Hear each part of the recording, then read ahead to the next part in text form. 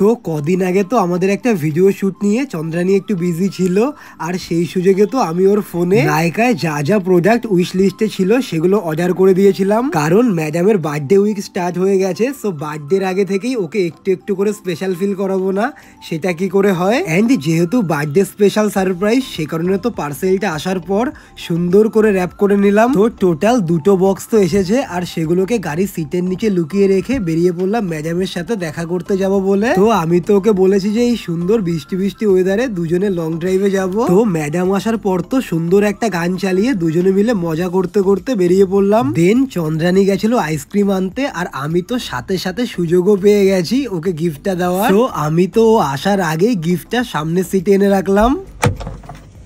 কি আইসক্রিম আনলে? এটা কি? আরে কি আইসক্রিম আনলে? দেখি দেখি কি আইসক্রিম এনেছো। ও এখন হবে আইসক্রিম পার্টি নাকি গিফট আনবক্সিং? এটাতে কি আমার জন্য গিফট?